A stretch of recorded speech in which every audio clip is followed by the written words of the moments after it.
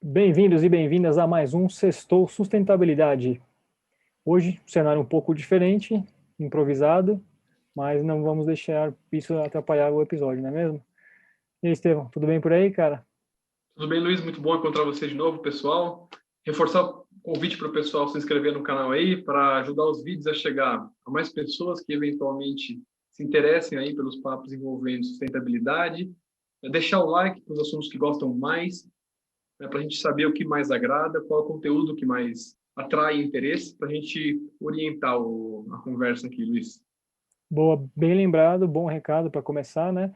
Também lembrar que quem, né, prefere acompanhar pelo podcast, também dá para assinar pelo Apple Podcasts, pelo Google Podcasts, e outros agregadores, mas é importante para a gente, né, porque a gente, e vocês conseguem inclusive também mandar recados para a gente, então pelo próprio podcast é possível mandar, tem um link que a gente coloca sempre na descrição do episódio, que é um link que você pode mandar comentários diretos, comentários inclusive em áudio, então quem está com o celular clica no link, consegue mandar comentários até em áudio, dependendo de como for, a gente consegue colocar até o comentário de vocês na pauta, então com certeza a gente já está nessa fase de começar a pedir likes e pedir compartilhamentos, né, mas faz parte. Bom, e antes da gente ir para a nossa pauta principal, como sempre, nosso brinde.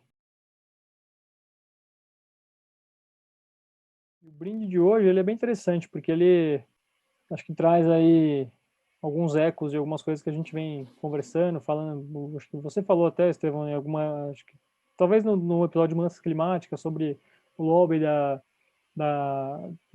da indústria aí dos combustíveis fósseis, né, para que isso se mantenha, para que isso continue, né, e a gente já entendeu que a gente precisa migrar, né, de fonte energética de combustível fóssil para outras possibilidades. E aí o brinde da semana é uma notícia que também acho que saiu, na verdade foi finalzinho de maio aí, por volta do dia 26, uma notícia, eu vi no site do Observatório do Clima, mas não sei se saiu mais em algum lugar, mas é uma decisão de um tribunal, né, na Holanda, ela manda a Shell, uma das maiores empresas petroleiras do mundo, né, manda a Shell cortar 45% das suas emissões até 2030. É uma decisão totalmente sem precedentes e ela coloca que os esforços que a Shell vem fazendo, né, ou pelo menos no papel, diz que vem fazendo para cortar suas emissões não têm sido suficientes, então essa decisão ela impõe, obriga, né, a Shell de fato a fazer um corte. A Shell vai recorrer, ainda não é uma decisão final, mas é um caso que foi conhecido como o povo contra a Shell, partiu de uma denúncia feita em 2019 por um grupo de organizações ambientais, né, da Holanda, né, acusando que, de fato, a Shell não estaria fazendo esforço suficiente para se alinhar então, à diretriz do Acordo de Paris, do combate às mudanças climáticas. Então, acho que, assim, é uma notícia que merece ser brindada, porque é uma decisão, primeiro, como eu falei, sem precedentes, e acho que o fato dela poder ter repercussões para outras empresas, né, para outras multinacionais aí que trabalham, que são extraem aí o combustível fóssil, trabalham com combustível fóssil, vão sentir cada vez mais pressionadas de fato migrar, mudar os seus modelos e deixar o petróleo lá onde ele tem que ficar, que é no subsolo, e a gente cada vez mais caminhar para essas fontes alternativas que a gente já falou em alguns outros episódios aqui. Então, né, se existe esse objetivo de zerar as emissões de carbono, que existe até né, um dado que é possível sim atingir é, a emissão líquida zero, né, de carbono até 2050, mas para isso acontecer, a gente precisa, a partir desse ano, parar de licenciar qualquer novo projeto que envolva óleo e gás no mundo a partir desse ano. Então acho que é uma decisão que talvez vá se prolongar, acho que vai recorrer, isso não vai ser uma decisão, talvez, que vai se estender, mas já fica aí como alerta que, de fato, os ventos da mudança estão por aí, como você mesmo já trouxe. Isso em algum momento ia mudar. Eu lembro que você comentou isso. Você falou, eles vão tentar esticar isso o máximo possível, mas a necessidade está aí e em algum momento eles vão ser obrigados a mudar. Então, acho que esse é um sinal de que sim, eles vão ser obrigados e já está, quem sabe, começando, né? Bom, tema de hoje, um tema que provavelmente boa parte das pessoas que está aqui ouvindo ou assistindo a gente já deve estar ouvindo nos últimos tempos, que é crise hídrica. A gente tem visto algumas notícias aí já alardeando que a gente é uma sombra que a gente já vive há alguns anos, né? Aqui somente aqui na região sudeste, a gente vive alguns anos com essa sombra. 2013 a gente teve uma crise bem feia, né? E aí agora essa sombra paira sobre nós de novo, né? Já começa a ser falado sobre esse assunto de novo, crise hídrica. Então a proposta hoje é a gente aprofundar um pouco no que está acontecendo e também algumas das razões possíveis pelo que está acontecendo e o que a gente pode, claro, fazer, né? Acho que esse é sempre o principal foco aqui. E aí, sobre o que está acontecendo, acho que para introduzir, para quem, né, talvez não tenha ouvido falar sobre crise hídrica, o que está acontecendo, gostaria de trazer primeiro alguns dados aqui, né? Então, no dia 31 de março deste ano, o sistema Cantareira, que abastece aqui a Grande São Paulo, operou com 52,8% da capacidade, que é um registro que representa 10% a menos da água que foi registrada no dia 31 de março de 2013, que foi quando a gente teve esse outro momento de crise, né, chamado de crise hídrica. Foi um período que configurou a pré-crise hídrica em São Paulo e que foi intensificado no ano seguinte.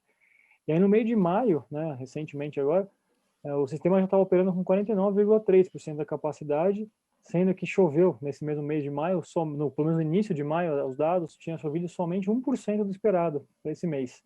Em abril, choveu apenas 10% do que era esperado para esse mesmo período. Então, semana passada, o governo federal emitiu, né, um alerta de emergência hídrica para o período entre junho e setembro, já em 5 estados do Brasil. E antes disso, o intervalo de setembro a maio, né, de setembro do ano passado, 2020, para maio agora 2021, já havia registrado as piores chuvas em 91 anos nas áreas das hidrelétricas, principal fonte de energia do país. Então, a gente já também vive sob essa sombra possíveis crises energéticas, né? A gente, inclusive, já está começando a olhar para alternativas, né? As termoelétricas, olhando para isso, porque é possível que a gente tenha problemas de abastecimento energético também.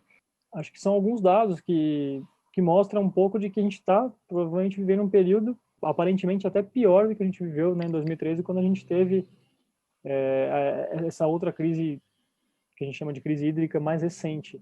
Então, acho que vale para a gente começar, Estevão, esse papo, explicar um pouco o que se trata, né, uma crise hídrica. É só a falta d'água? O que está acontecendo, né? É só falta de chuva ou existe algo mais por trás aí? O planeta Terra tem um apelido, planeta Água, não é? Porque quando ele é visto do espaço, ou se você considera o percentual da superfície do planeta, que é água, é muito maior do que o percentual da superfície do planeta, que é a Terra. Tanta água, né? Como que a gente pode sofrer crise de abastecimento hídrico ou de fornecimento de energia por conta de redução dos níveis dos rios com tanta água? Uma coisa é o elemento água, não é? Que representa toda essa abundância que eu comentei, que a gente sabe, né? Ver a fotinho do planeta Terra do espaço, ele é todo azul. Esse é o elemento água. Outra coisa é uma pergunta: quando que o elemento água ele representa efetivamente o recurso água para o ser humano? Para o ser humano se abastecer dessa água, para o ser humano utilizar essa água para gerar eletricidade? Essa pergunta é essencial. E aí a resposta é um pouco cruel. O elemento água, ele representa recurso água para o ser humano, principalmente quando essa água está aonde? Nos rios, não é? Ainda quando está nos aquíferos, quando está nos lençóis freáticos, não é? Nesses locais é que o ser humano consegue intervir e se abastecer dessa água. Ali a água é recurso. Quando a água está na atmosfera, quando a água está no mar, quando a água está nas calotas polares, ela não é esse recurso que a gente consegue se abastecer, não é? Matar a nossa sede, gerar eletricidade em larga escala. Claro que existem exceções aqui, não é? Energia maremotriz, energia das ondas, energia da maré. Dá para dessalinizar a água do mar. Tenho certeza que um monte de gente está pensando em tudo isso. O que é importante? Isso aí é uma escala quase insignificante para essas quase 8 bilhões de pessoas precisando tomar água, precisando gerar eletricidade. Basicamente, grosso modo, o elemento água ele é recurso para o ser humano quando ele está no rio, ou nos aquíferos, ou nos lençóis freáticos. Então, Luiz, de toda a água que tem no planeta, quantos por cento é esse recurso disponível nesses locais para o ser humano? Varia bastante, tem autor que fala em 0,02% de toda essa água. E de toda a água doce, pelo menos, grande parte do corpo científico concorda aí que 0,2% dessa água doce é recurso. Então, o que é recurso água para o ser humano já é pouquinho. Já é pouco. Então, a questão começa aí. Derivando dessa questão, Luiz, a próxima que eu acho importante é a gente entender. Então, a gente tem que fazer de tudo para proteger esse recurso essencial para o ser humano. Tem dois principais momentos para a gente atuar, para a gente proteger esse recurso do ser humano. O primeiro momento é lembrar, quem produz a água é o meio ambiente. Só o meio ambiente consegue produzir água. O ser humano não consegue produzir água. Quando eu digo produzir água, nossa, produzir, juntar hidrogênio, oxigênio e fazer água? Não, não é produzir a molécula de água. A quantidade de água disponível no mundo nunca muda.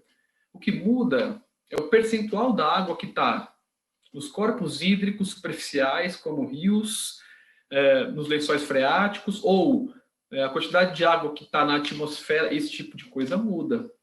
Então, quando a gente fala que o meio ambiente é quem produz o recurso água para o ser humano, é só o meio ambiente que consegue, através do ciclo hidrológico, pegar essa água e torná-la disponível nesses locais, rio, aquífero, lençol freático. Só o meio ambiente consegue fazer isso.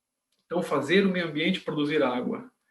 Em grande parte, a gente faz exatamente o contrário, né? A gente interfere no meio ambiente e, nesse primeiro momento que a gente consegue atuar, a gente está piorando a coisa e fazendo o meio ambiente produzir cada vez menos água para o ser humano. O segundo momento, Luiz, é que a gente pode atuar onde a gente mais olha. E minha sugestão é que os políticos olhem mais para esse segundo momento, porque ele aparece mais, e dá mais voto.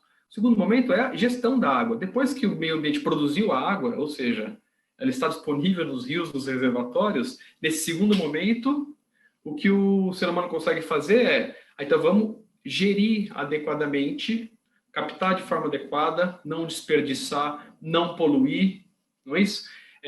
Produzir as obras mais interessantes para fazer essa captação, até interligar bacias hidrográficas, como foi feito aqui na nossa região, só que dá-se muito privilégio para esse tipo de questão, nesse segundo momento de gestão, por quê? Porque aparece. São obras grandes que aparecem, e aquela coisa que parece que o político pode pôr uma plaquinha e falar, fui eu que fiz. Né? Contribuir para o meio ambiente, produzir água, que é aquele primeiro momento, o mais importante, grande parte das vezes é plantar árvore na montanha. Estou simplificando aqui, que muitas vezes não aparece e pode não significar retorno de voz. Só para fechar então, Luiz, então a gente vive à sombra, como você comentou uma vez, de uma possível nova crise hídrica tão aguda como aquela, porque os níveis dos reservatórios nunca se completaram novamente de forma adequada, muito em função, se os reservatórios não estão se recuperando, muito em função daquele primeiro momento que a gente não está sabendo atuar. Intervir no meio ambiente para que ele produza a água. Só assim a gente vai poder gerenciar ela adequadamente. Não adianta a gente ter um monte de ferramenta, um monte de canalização, um monte de mecanismo de abastecimento e coleta de água, se o meio ambiente produz cada vez menos água e os níveis dos rios e dos lençóis freáticos estão diminuindo no mundo inteiro.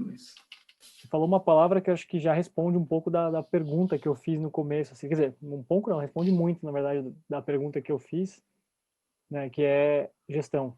Na verdade, má gestão, né? Acho que se a gente chegou até onde a gente chegou e está chegando de novo nesse lugar é porque algo não foi bem feito, né? Algo que deveria ter sido feito não foi feito, ainda que obras tenham acontecido, coisas tenham sido feitas para evitar, mas a gente está passando por isso de novo, né? Tá chegando com uma situação como você falou, que e eu também trouxe no começo alguns dados que a gente vê que a situação, pelo menos quando a gente compara, né, números, aparentemente ela está numa situação até mais desafiadora do que a gente estava lá em 2013, 2014.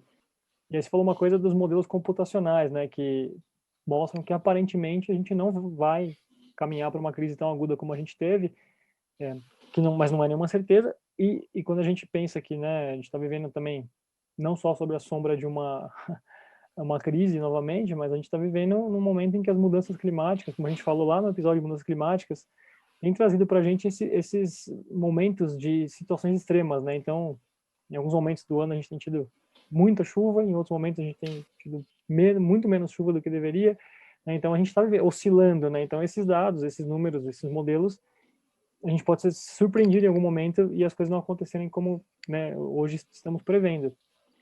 Seja como for, né, eu acho que está ficando cada vez mais claro que alguma coisa está acontecendo e alguma coisa deixando de ser feita, né? Porque tudo bem, a gente pode até falar, o problema é a falta da chuva, mas seria uma visão talvez superficial da coisa, né? Porque a própria falta da chuva, ela é consequência de alguma coisa que está acontecendo, né? A pior crise, né? Quando a gente fala aqui, 91 anos, né? Então, a pior época de chuvas comparativamente nos últimos 91 anos é muita coisa, mas alguma coisa está acontecendo, né? Então, aí acho que eu volto lá no episódio de mudanças climáticas e trago isso. Acho que vale a gente pensar, será que esse não é um daqueles momentos extremos que você apontou, né? Então, acho que vale a gente olhar para isso. E para colocar um pouco de tempero nesse caldo aí, mais alguns dados que a gente coletou aqui para a pauta, que nos fazem questionar ainda mais esse ponto, que é, naquela época, né, em 2013, quando a gente estava passando por esse momento, o consumo residencial, ele era maior do que o consumo hoje. Então, hoje a gente está consumindo menos água do que naquela época.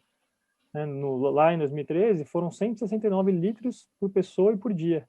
Hoje são 126 litros, né? Então, quase 40, um pouco mais de 40 aí, litros por pessoa. Quer dizer, então alguma coisa a gente está fazendo certo, né? Talvez as pessoas estejam mais conscientes, não sei.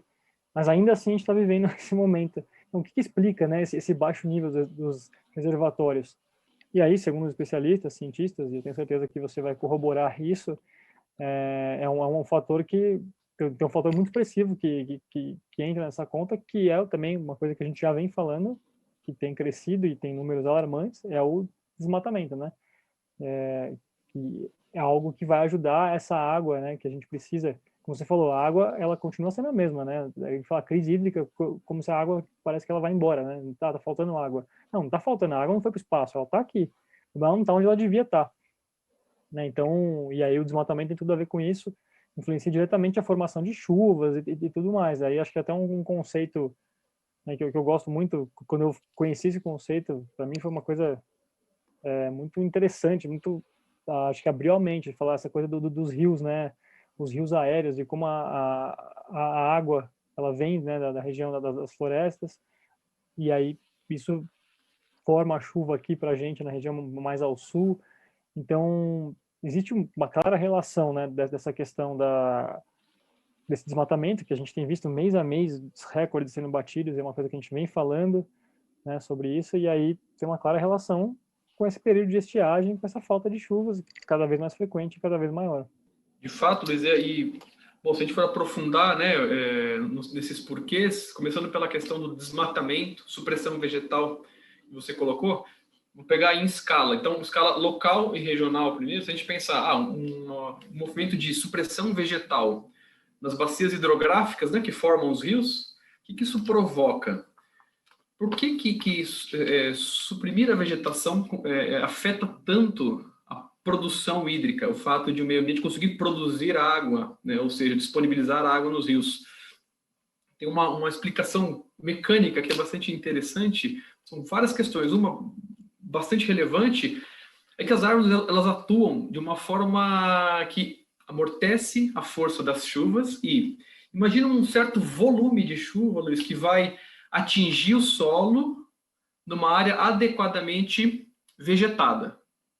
Né? Primeiramente, essa chuva vai atingir o que a gente chama o dossel das árvores. É a parte que fica em cima da copa das árvores.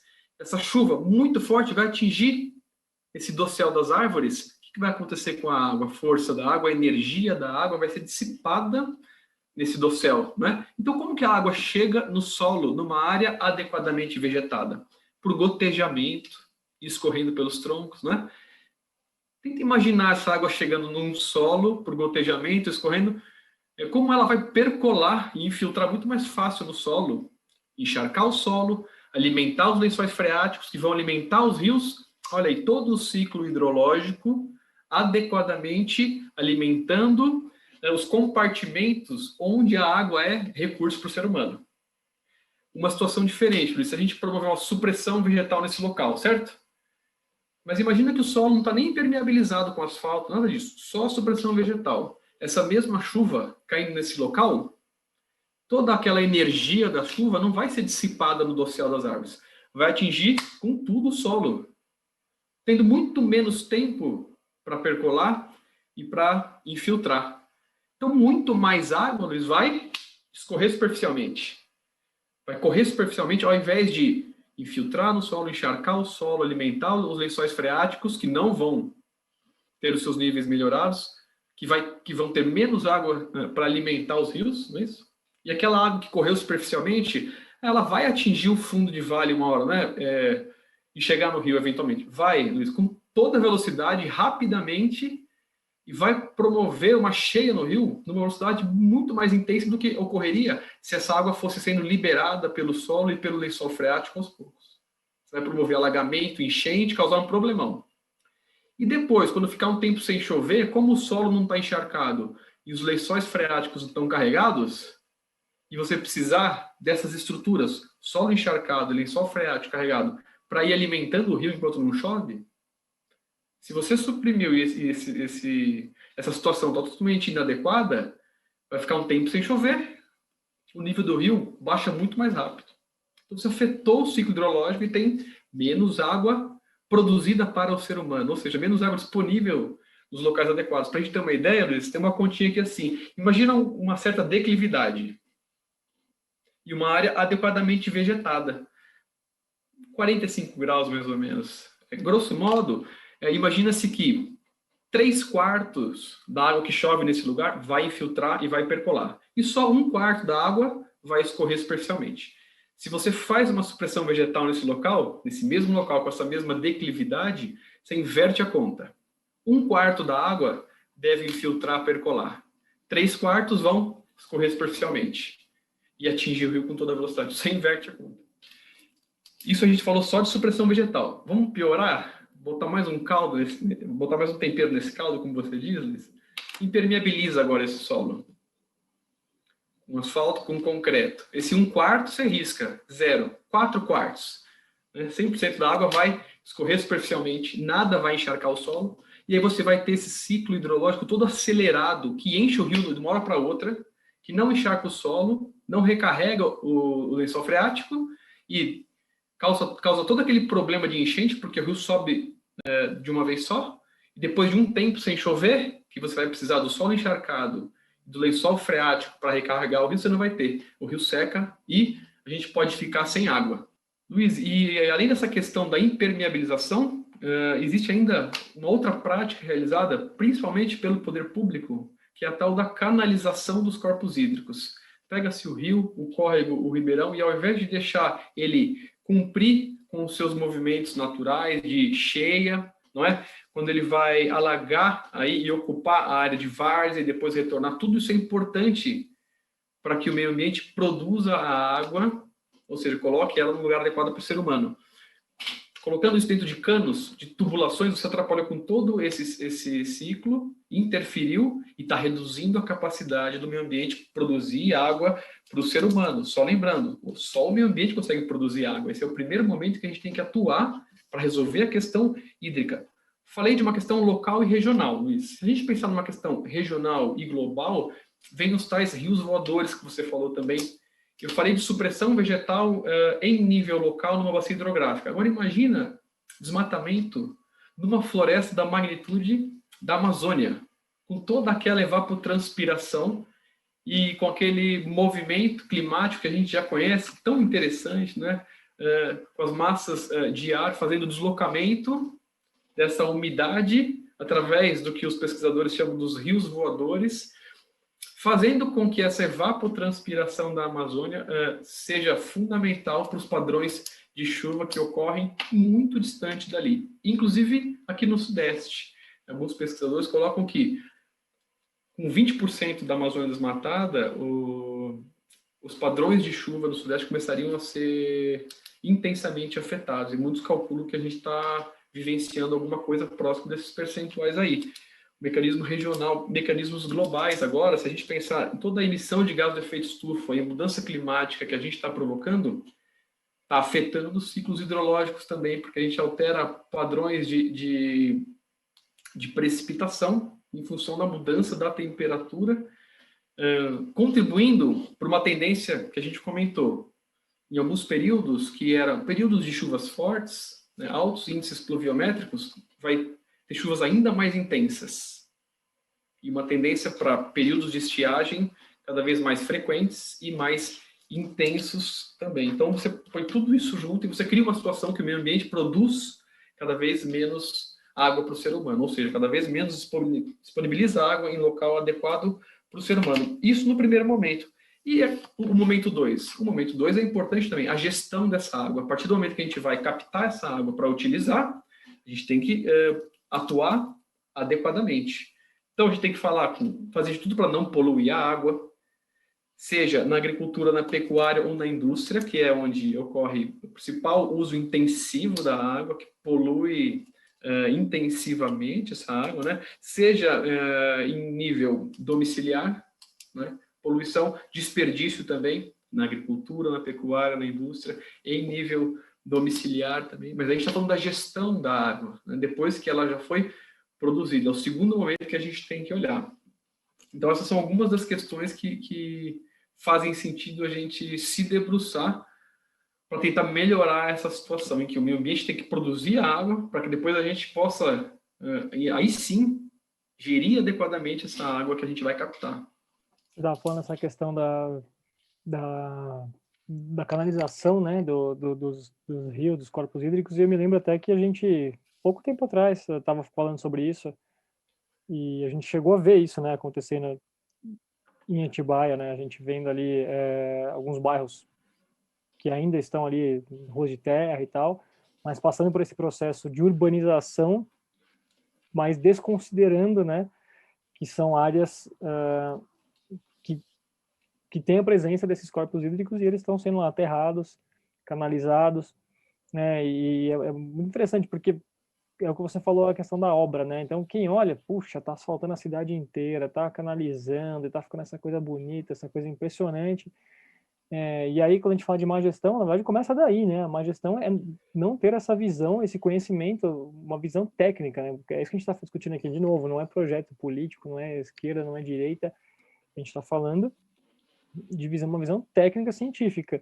Né? Se eu aterrar esses corpos hídricos, se eu canalizar tudo isso, o que eu estou fazendo com eles? De certo modo, eu estou deixando essa água que poderia estar disponível para mim, né? Para nós, para a sociedade, para os seres humanos, e eu vou fazer com que isso, de certa maneira, se perca e estou distanciando esse recurso tão importante, né, para a gente, do nosso uso, distanciando daquela que é isso que você falou, e também comentei aqui, a água, ela continua aí, o problema é que ela não vai estar mais disponível para a gente, se a gente não souber gerir isso desde lá da ponta, né, então a gestão, quando a gente fala gestão, começa daí, né, começa com uma visão que não é uma visão ecológica somente, né, uma visão que deixa de pensar em desenvolvimento, em crescimento, né, porque é isso que a gente já discutiu em alguns episódios, né, a questão do crescimento, do desenvolvimento, ele está atrelado muitas vezes a isso, a urbanização, né, espaço, novas residências, novos bairros mais urbanizados, asfaltados, e não necessariamente, né, acho que o desenvolvimento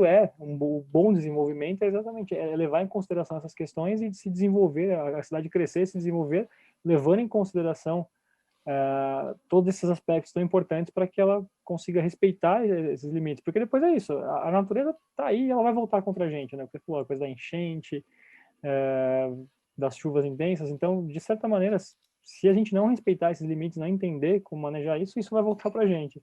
Então, quando a gente faz isso que aparece tão bonito ali, né, na foto, as obras sendo feitas e aí a população obviamente vê e muitas vezes acaba sendo iludida, né, por uma gestão que parece estar buscando o progresso, essa palavra tão imponente, bonita, mas que na verdade está levando a gente em pouco tempo, tá passando por situações cada vez piores, né? Fico pensando, Luiz, que a gente abre mão de um conhecimento plenamente estabelecido, né? Se você olha para a Europa, que está fazendo exatamente o contrário, desenterrando os seus rios, liberando a área da várzea, para o rio poder ocupar é um conhecimento plenamente estabelecido. É incrível o que eu vejo aqui na nossa cidade, em outras, assim, o que se faz exatamente o contrário, supressão vegetal, canalização dos rios, comprometimento total do recurso água. Pois é, eu fico pensando, cara, de fato, né, não dá pra gente fazer nenhum tipo de afirmação aqui, por que isso acontece, né? Se é falta de conhecimento, se é de fato simplesmente vontade política de aparecer e mostrar serviço, né? Enfim, aí grandes construtoras, empreiteiras, assunto cabeçudo e que vai longe, né? eu sei que a gente vira e mexe, a gente traz o exemplo da Europa e tal, mas porque de fato acho que, primeiro, são sociedades um pouco mais bem estabelecidas, né, mais antigas e que já passaram por um processo de aprendizagem aí, de conseguir olhar para essas questões e entender a importância delas. Que esse é um dos pontos, né? Acho que a gente entendeu o que precisa ser feito. Você já falou um pouco, né? O primeiro ponto é respeitar e entender esses ciclos e tirar proveito deles, no melhor sentido possível, né? A palavra tirar proveito. Entender esses ciclos e fazer com que eles continuem ocorrendo, né? Para que isso volte para a gente de maneira positiva e não da maneira como você colocou aqui. Que mais que a gente pode fazer, né? Acho que é um ponto que a gente pode abordar aqui. Óbvio que pouca coisa está nas nossas mãos, né? Das pessoas que estão ouvindo, assistindo, a não ser, é óbvio, o próprio cuidado, né? Que a gente sempre fala e vê as campanhas acontecendo aí, mas que, sinceramente, eu não sei qual é o efeito e alcance disso, mas as campanhas pela economia da água, né? Eu, sinceramente, tenho um treco quando eu vejo a galera lavando calçada lá e jogando as folhas. Você pode varrer e jogar, né? A pessoa vai com a mangueira ali, usando a mangueira como vassoura. Então, claro, existe esse caminho que é possível, né? Dessa economia, desse cuidado com a água, coisas óbvias que são ditas, como a gente falou, a coisa do lixo, né? Alguns cuidados que são óbvios, que parece que não precisam ser ditos. Aqui também, aquela coisa você não escova o dente, deixa lá a torneira aberta e tal, mas ainda, acho que entendendo que essa escala ainda ela é pequena, né? Acho que isso é o mínimo que a gente pode fazer, esse cuidado e esse respeito e essa economia desse recurso tão importante e cada vez mais escasso, de novo, não escasso porque ele não existe mais, mas escasso porque ele está deixando de estar disponível para a gente. O que mais que a gente pode fazer, que talvez não esteja tudo ao nosso alcance, mas acho que vale a gente traçar aqui alguns caminhos, né? Frear desmatamento e supressão vegetal é a primeira coisa que a gente tem que bater na tecla. Não sei se todas as pessoas têm isso claro na mente. Vê o desmatamento e a supressão vegetal e não faz o link direto que deveria fazer. Escassez hídrica. Todo esse desmatamento da Amazônia que a gente está vendo, ou a supressão vegetal em nível local e regional, em alguma bacia hidrográfica na sua cidade, isso significa escassez hídrica. Falta d'água. Percebe, Luiz? Às vezes eu acho que as pessoas olham o desmatamento e não fazem esse link direto. Pensam na biodiversidade, que é importantíssimo, mas não percebem que o desmatamento e a supressão vegetal estão vinculados com o risco hídrico.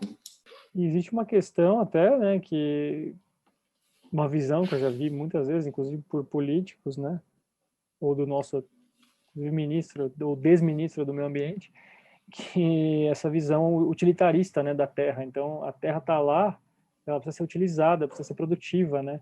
E a terra produtiva é aquela terra da monocultura, né, da soja, do milho, mas e aí perde essa visão, não, mas é como se não precisasse tudo aquilo de árvore, de floresta, né? E de fato, acho que as pessoas não fazem essa relação de que aquilo que está acontecendo ali, que nossa, está perdendo a preservação da biodiversidade e tudo isso, mas não só, está afetando diretamente a gente e o acesso ao recurso mais fundamental da vida, né, que é a água. É isso. Então, assim, tem que bater na tecla. Fim do desmatamento, redução do desmatamento, fim da supressão vegetal. Primeiro passo. Logo em seguida, restauração vegetal. Restauração da vegetação. Aí você tem questões técnicas, né? Se você vai escolher os locais mais agudos para recarga das bacias hidrográficas. Tem alguns pontos de recarga de bacia hidrográfica que são mais significativos para essa produção hídrica, e aí isso está totalmente mapeado, mensurado. Se a gente pensar aí na Serra da Mantiqueira, Serra da Cantareira, mais para nossas localidades aqui, sabe-se onde começar essas restaurações mais que podem representar de forma mais rápida uma restauração do ciclo hidrológico. Até alguns pesquisadores dessa área, eles usam um termo que eu gosto, que é plantar água.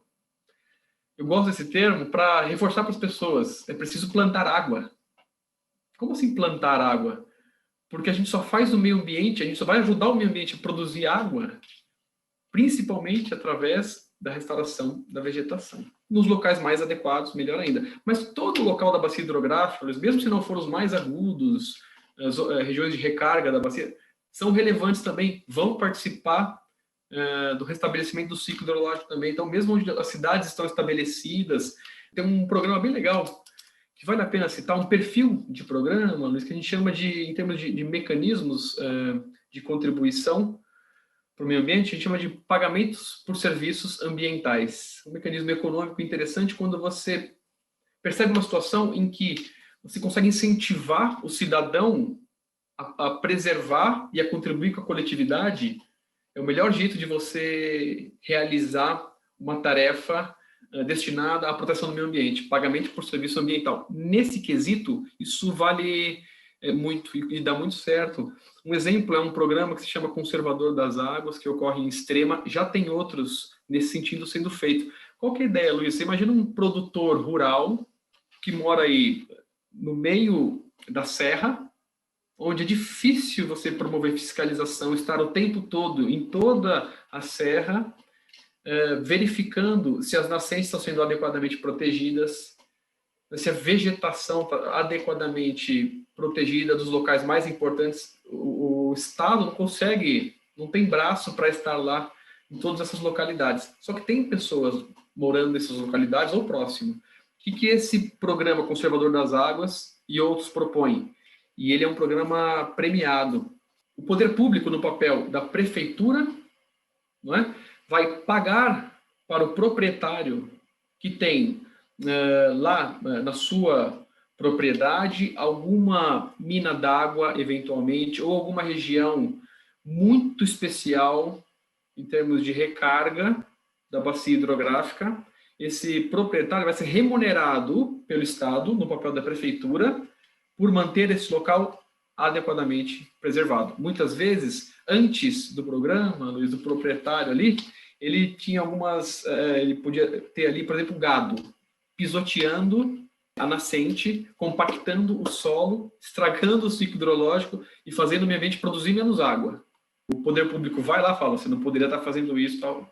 No entanto, o poder público não aplica multa, poderia aplicar algum tipo de penalização, não aplica e diz, olha, nós, poder público, através do município, vamos restaurar essa localidade, vamos fazer a restauração vegetal, vamos deixar essa nascente super adequada, você não vai poder mais deixar o seu gado aqui, nós vamos cercar, e você vai ser responsável por fiscalizar essa área. E o produtor deve ficar um pouco ressabiado, e o poder público fala, todo mês a gente fiscaliza. Se tiver tudo adequado, você vai ser remunerado. A gente faz uma avaliação de quanto você ganhava com essas cabeças de gado aqui, com esse seu negócio, e a gente remunera você em algum valor próximo disso daí. Luiz, esse é um programa premiado, ele está sendo replicado, existe uma tentativa de replicar esse programa em escala estadual, outros municípios também, faz muito sentido, porque você utiliza o fato de você já ter pessoas próximas dos locais que precisam ser protegidos. E aí o Estado remunera essa pessoa por um serviço que ela faz e gera benefício coletivo, que é produzir água. Contribuir para o meio ambiente, produzir água, que é a primeira coisa que precisa ser feita quando a gente pensa em acabar com crise hídrica. Então, essa é uma ideia bastante aguda que precisa ser colocada. Logo em seguida, reduzir impermeabilização. Então, para de promover a supressão vegetal, promove restauração vegetal. Além disso, reduz impermeabilização, asfalto, concreto. Importante é o poder público ter uma análise criteriosa quando é necessário o asfalto, quando é necessário o concreto, ou quando isso pode ser substituído por algum tipo de pavimento que ainda assim permite percolação e infiltração, os tais blocos intertravados, tem vários tipos. Né? Quando é preciso efetivamente pavimentação, muitas vezes o asfalto e o concreto são utilizados para proteger, sabe quem, Luiz? O carro. Existe esse argumento. Ah, mas esses blocos intertravados vão atrapalhar a suspensão do meu carro. Nós estamos vivendo num mundo em que as pessoas têm mais apreço pelo carro, muitas vezes, do que pelo recurso mais essencial à vida. E outra coisa, mudar esse padrão de pensamento que a gente canaliza todos os corpos hídricos em nome do que você falou, né? Uma percepção de um tal progresso. O que está promovendo, na verdade, é reduzir a produção de água disponível para o ser humano. Então, parar de canalizar corpos hídricos Porque já se sabe que é uma prática totalmente inadequada no sentido de produção hídrica, produção de água pelo meio ambiente, e, na medida do possível, avançar. E, onde é possível, fazer o inverso, desenterrar rio que está canalizado. Porque é o que está sendo feito nos locais que mais querem recuperar os ciclos hidrológicos para que a gente tenha alguma água para gerenciar. Tudo isso, Luiz, é aquele momento primeiro, fazer o meio ambiente produzir água. E claro que a gente tem que agir no segundo momento, né?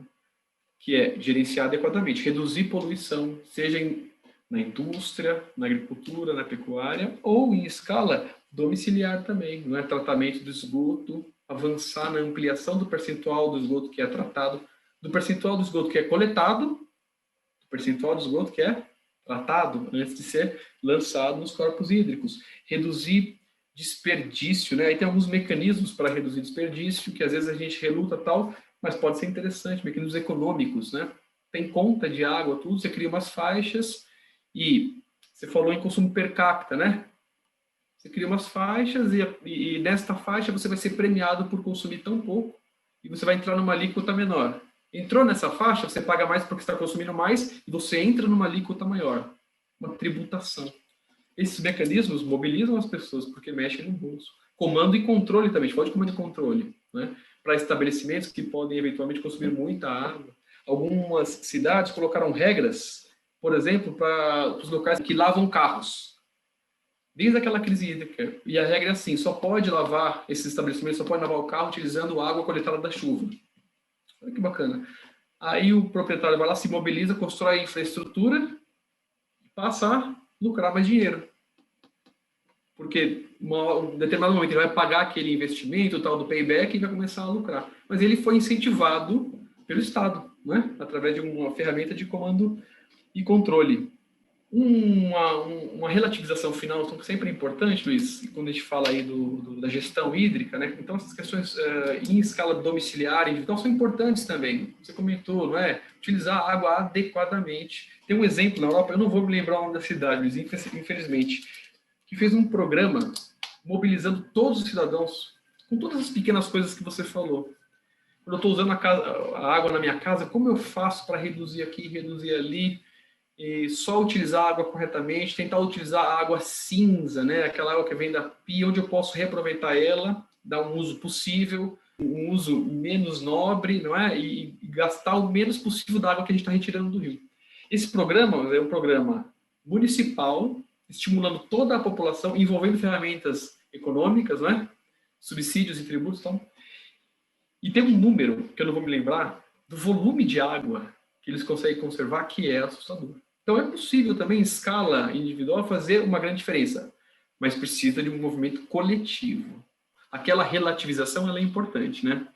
Quando a gente fala de gestão de água, onde a gente mais consegue proteger o recurso é quando a gente mexe nos mecanismos associados com o consumo hídrico na indústria, na pecuária e na agricultura. E é engraçado, né? Como, de novo, a gente volta para essa questão de alguns valores aí que você falou, a questão do carro, por exemplo, e a gente privilegiar, né, o cuidado com o carro e não o cuidado com a água, o recurso, né, fundamental. Então a gente vira e mexe, bate nisso, não porque a gente, né, é insistente, mas porque de fato é isso, né, no fundo, e é um assunto complexo, né, a gente vive num mundo complexo, cada vez mais complexo, e que as soluções não podem passar simplesmente pelo o governo que tem que fazer tudo, o governo tem que cuidar de tudo, mas também não pode deixar na mão das pessoas. Então existe de fato um movimento que precisa ser feito, né, integrado, é o poder público por meio de incentivos, seja fiscais, incentivos, tributação, de alguma maneira premiando aí o bom uso da água, como você falou, a conscientização, né, das pessoas, dos cidadãos, para que isso possa acontecer e óbvio, né, aí todo o poder da iniciativa privada, que existe toda uma questão de comando e controle, porque precisa cumprir normas né, quando a gente fala de poluição, você falou até da indústria, né, o despejo aí de elementos químicos, indústria têxtil, por exemplo, o quanto que é despejado, né, nas águas aí, de que maneira isso volta depois para o meio ambiente, contaminando outros, né, recursos outros corpos hídricos, contaminando o lençol freático e aí inviabilizando o uso da água naquela região, enfim. Então existe de fato um movimento que precisa ser feito, um movimento integrado, um movimento que precisa de toda essa participação. E muito legal esse exemplo que eu trouxe de Extrema. Até lembrei algumas ideias que a gente tem discutido aí do podcast, né, da gente fazer algumas coisas do podcast, dos vídeos, enfim, do canal, que é da gente tentar, vamos ver se a gente consegue fazer isso, mas visitar essas localidades, visitar esses projetos, né, até mesmo visitar o exemplo negativo, né, que a gente tentar aí em Atibaia mostrar aí essa canalização que tem sido feita, né, e acho que talvez acho que a gente ajuda as pessoas a entenderem um pouco mais. Espero que a gente no futuro próximo consiga fazer isso, se locomover até essas localidades, seja Extrema, seja para aí mesmo em Atibaia. Estou falando aí porque hoje eu estou em São Paulo, né? Mas normalmente eu falaria aqui, estou no mesmo lugar. Mas acho que até estou adiantando aqui algumas das ideias que a gente teve. Espero que a gente consiga botar em prática, porque dá vontade de ver, né? É simples, né, cara? Você percebe que umas vezes não é preciso de muito, né? De fato, é ter uma cabeça e ter mentes trabalhando, né, com base em conhecimento científico, com base em experiências que já deram certo e tentando, né, escalar isso e fazer isso funcionar em outras circunstâncias. Mas são soluções super possíveis, né? Poxa, essa mesma que você falou de Extrema, acho que ela é muito interessante por causa disso, porque ela é simples. Não tem muito segredo ali, né? É vontade política de fazer algo que talvez não vá aparecer, como você falou, mas que é um projeto, pô, foi premiado, cara. Então, por que não, né? Acho que tem muitas cidades por aí que poderiam estar fazendo a mesma coisa e que bom que você trouxe essa questão de que está acontecendo pelo menos uma tentativa de viabilizar isso em escala estadual. Acho que é fundamental, né? Tomara que isso aconteça. Mas acho que a gente conseguiu passar por alguns pontos aqui que mostram que existem soluções, né? Eu até lembrei de uma outra, infelizmente eu não vou conseguir falar muito profundamente sobre ela, mas acho que tem um pouco a ver com essa questão desse movimento que precisa ser feito, né? Que é um projeto que foi feito, um projeto mais de impacto, né? Então, ligado aí à iniciativa privada, mas também organizações de impacto, ONGs, que chama, eu acho que, se eu não me engano, é um projeto chamado Jornada X, que foi um projeto que incentivava as escolas, a participação de grupos, né, de jovens em escolas, para que se form... é tipo uma gincana online, então se formavam-se grupos e aí esses grupos eles tinham que salvar nascentes, eles tinham que ir até nascentes e tinham que fazer, então, né, junto aí com organizações, com ONGs especializadas, mas fazer o plantio aí de árvores, né, para de fato recuperar áreas de nascentes aí, assim como você comentou do projeto de Extrema. Tudo isso que a gente está falando aqui, vale lembrar que a gente vai colocar na descrição do episódio, tanto né, do vídeo como do podcast, a gente coloca os links lá. Essa me veio agora, então realmente não tinha nem preparado essa para a pauta, por isso que eu não estou nem trazendo muitos detalhes sobre ela. Vou buscar o link, alguma coisa que a gente possa falar sobre, para colocar, mas acho que ela é bem legal, porque é isso, né? Você envolve inclusive jovens, crianças, num processo super importante, inclusive de reconhecimento da importância desse recurso e dessa conexão que a gente perdeu, né? Que você falou da gente não entender que aquela supressão que a gente está fazendo numa área distante está afetando a gente aqui com falta d'água, com falta de, inclusive com uma crise energética que vai pesar no bolso da gente, né? Isso é quase certo que vai acontecer, a gente já escalou aí para a bandeira vermelha e já vai escalar para um nível maior aí e vai ter aumento de custo na conta de energia da gente nos próximos meses. Então, assim, a gente vai sentir de um jeito ou de outro. Vai sentir com falta d'água, vai sentir no bolso porque vai pagar mais pela energia. Energia num país que, felizmente, usa aí, né? Talvez não é a melhor opção, mas ainda assim é uma energia mais limpa do que muitos outros países têm. Mas a gente está deixando a desejar. Problema de gestão, problema de falta de vontade política, uma série de coisas.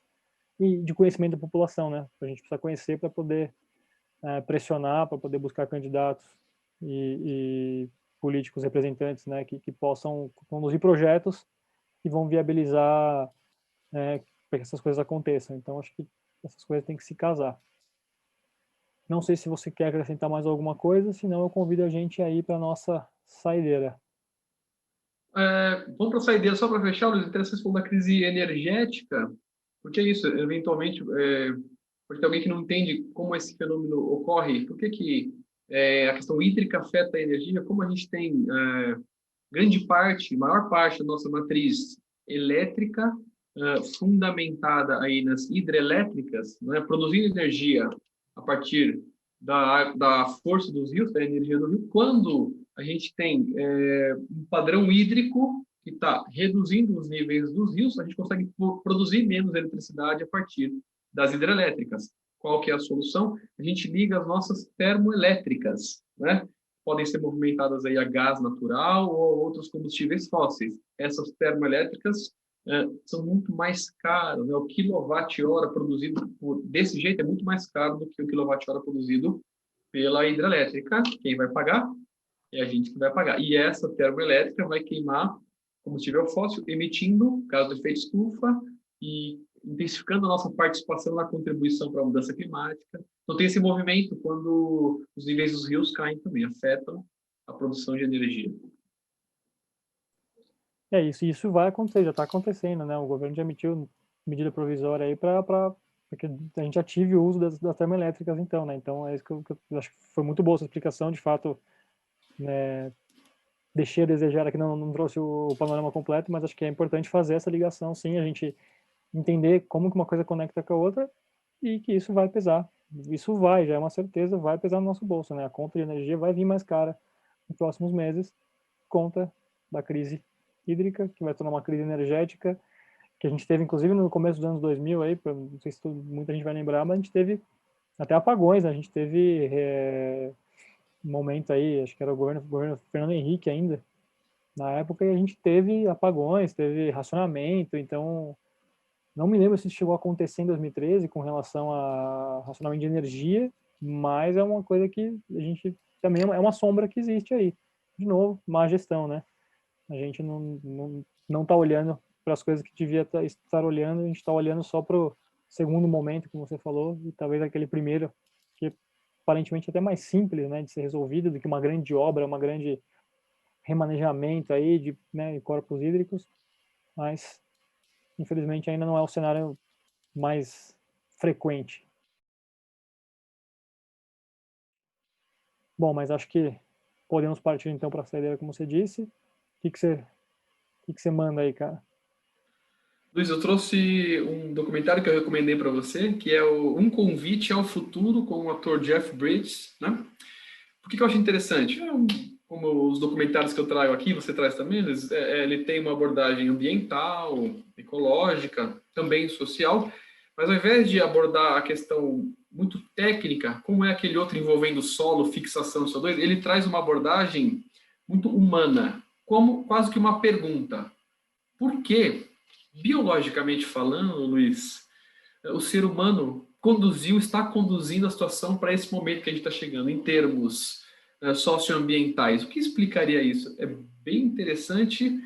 Ele oferece visões e perspectivas bem profundas e diferenciadas. Em parte, lembra um pouco o livro do Harari, o Sapiens. Só para dar uma palhinha para o pessoal de como que ele faz essa abordagem nesse documentário, ele lembra uma questão. Biologicamente falando, Luiz, você e o pessoal que está aqui agora, nós somos idênticos ao caçador-coletor de 200 mil anos atrás, biologicamente falando. Se não formos idênticos ao caçador de 200 mil anos atrás, aí tem uma pequena divergência, certamente ao caçador-coletor de 50 mil anos atrás, né? Logo depois da revolução cognitiva. Existe um debate se anatomicamente o cérebro mudou alguma coisa ou não mudou, mas pelo menos somos iguais a esse caçador-coletor de 50 mil anos atrás. Luiz, esse caçador-coletor que evoluiu de forma super sutil para ter mecanismos de recompensa envolvendo dopamina, certo? Que são acionados em momentos super sutis, quando esse caçador-coletor identificava a árvore correta para coletar algum fruto, eventualmente, ou identificava o momento certo de partir para a caça. Percebe a ideia? Mecanismos biológicos super delicados, né? E hoje a gente vive uma explosão de estímulos, né, que pegam esse mecanismo super delicado e sutil do ser humano e fazem um milkshake, né, com a nossa dopamina e com os nossos outros mecanismos de compensação, e vão usar isso em direção ao consumo, né, em direção a uma prática de vida que não tem absolutamente nada a ver com aquela que foi responsável por construir essa biologia super delicada e sensível. E é interessante olhar para isso porque ajuda a entender um monte de coisa quando a gente está diante de uma possível compra e a gente percebe quimicamente que a gente está extremamente eufórico e a gente acha que aquilo é um sinal.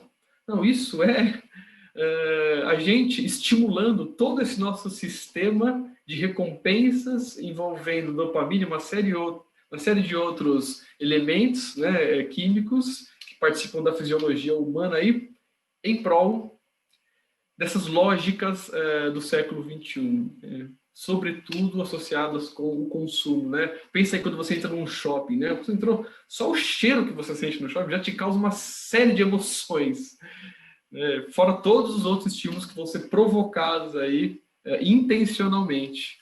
Então é muito legal, porque entender o que acontece com a gente, entender o que está acontecendo, é o primeiro passo se a gente quer verdadeiramente estar em paz com uma atitude um pouco diferente da que a gente tem hoje. Boa. Acho que é importante, né, esse olhar, porque quando a gente começa a falar de sustentabilidade, né, de questões ambientais, muitas vezes o que a gente vê é um debate técnico, e óbvio, ele é necessário, a gente já até falou sobre isso aqui, mas esse caráter, esse componente psicológico, ele precisa ser levado em consideração, porque é ele que está levando a gente para onde está levando, né? A questão técnica, ela existe, precisa ser tratada, porque é por onde a gente vai buscar soluções. Mas soluções só serão possíveis, acho que a partir do momento que a gente começa a entender esses mecanismos psicológicos que trouxeram a gente até esse momento, né? O que estão levando a gente para esse momento em que a gente percebe que alguma coisa está errada e que precisa mudar, porque não é possível, né, que a gente consiga pensar que é natural destruir, né, aquilo que deveria ser mais essencial para a gente, algo que a gente está inserido, né, que é esse meio ambiente que a gente fala, que é a natureza em si, a gente faz parte disso e a gente se desconectou de uma maneira tão profunda disso.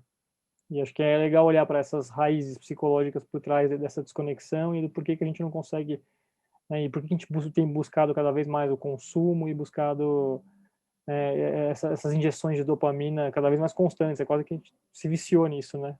De achar o fruto correto, a gente acha e joga fora, acha outro, joga fora e vai achando e não para mais.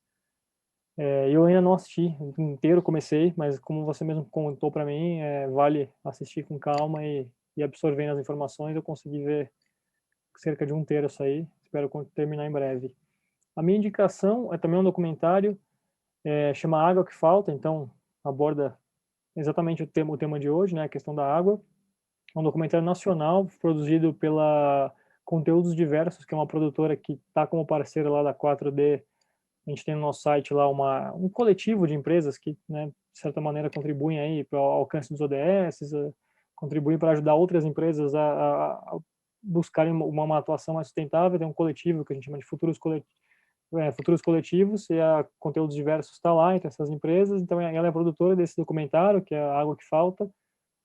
Infelizmente, eu acho que ele não está disponível ainda em nenhuma dessas redes, né, streamings, mesmo para aluguel online, acho que não está disponível. Eu sei que ele foi transmitido na TV Cultura nesse primeiro semestre e vira e mexe, acho que ele acaba sendo exibido de novo. Então, prometo que eu vou ficar acompanhando, eu vou colocar o link do trailer aqui para o pessoal e vou acompanhar aí, a gente acompanha, de repente, se a gente souber que ele vai ser exibido em algum momento, a gente traz de novo o podcast. Não sei se você comentou, o teu documentário está na Netflix, não lembro se você falou. Ele está no Netflix. Boa. Um convite ao futuro. São boas dicas aí. O seu acho que é bem abrangente, bem interessante. O meu é um pouco mais voltado para a questão específica da água, mas vai falar sobre tudo isso que a gente falou aqui, vai aprofundar, vai trazer especialistas, vai trazer soluções, exemplos de coisas que estão sendo feitas. Então, super vale a pena. Espero que ele fique disponível em algum lugar, de alguma maneira, em breve, para que a gente possa, né, compartilhar com vocês e vocês possam assistir. Mas acredito que podemos encerrar por hoje, então. Sextou? Sextou, Luiz. Valeu, obrigado mais essa aí. Valeu, galera. Obrigado.